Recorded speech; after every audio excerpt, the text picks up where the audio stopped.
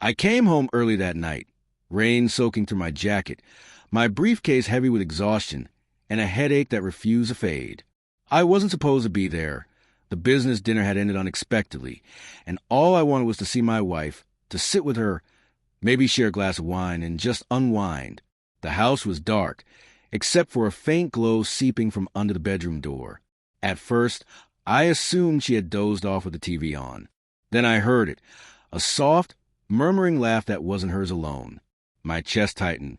That laugh, his laugh, reverberated in my mind like a memory I didn't want to recognize. Daniel Reeves, my boss. For a moment, I froze in the hallway, my mind wrestling against the truth my instincts already knew. The laughter came again, sharper, breathy, intimate. My hand trembled on the doorknob. The world narrowed to that instant between knowing and shattering. When I pushed the door open, the image carved itself into my memory, like a wound that would never heal. Sheets tangled, her body half covered, Daniel's shirt draped over the chair I had made for her reading nook. They both froze. "Michael," she gasped, scrambling to cover herself. Daniel's eyes went wide, and for the first time, the man who barked orders and smiled through deceit looked small. I couldn't speak. I just stared. Every excuse she had ever given, late meetings, exhausted nights, collapsing into brutal clarity. He stood. "Mike, listen." "Don't." I snapped, my voice shaking. "Don't say a word." I walked out before I could do something irreversible. Rain lashed against the windows. As I stood outside, cold biting through me, she ran after me, her robe flapping like a desperate flag. "It just happened," she cried, tears streaming down her face. "You've been distant lately. Don't you dare blame me for this," I said quietly. I didn't yell. The fury was precise, sharp, unavoidable. "You brought him into our home." That night, I slept in my car. The next few days, I played my part. At work, I smiled at Daniel, nodded during meetings, letting him think I was broken, too fragile to retaliate. My wife tried to speak, tried to explain, but I gave her nothing. Inside, I was planning, not fueled by blind rage, but with something cleaner. Daniel had secrets. I knew them because I had helped hide them. Fraud, bribes, company money funneled into personal accounts. I had been his right-hand man, the one who made evidence disappear. Not anymore. I spent nights collecting proof. Emails, transfers, recordings.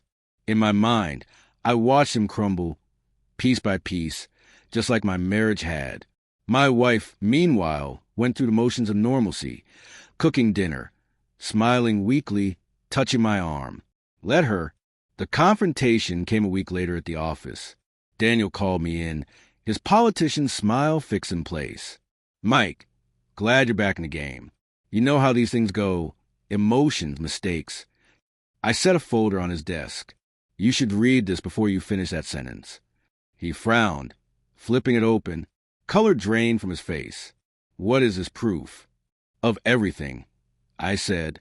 "Money you stole, people you paid off, emails you shouldn't have sent." "You wouldn't dare," he whispered. I smiled faintly. I already did. By morning, the board had everything. Daniel was suspended pending investigation. The press got the story 2 days later. But the revenge didn't stop there. My wife had been involved too. Expense reports in her name, work trips she'd taken. I leaked enough to implicate her, without revealing everything.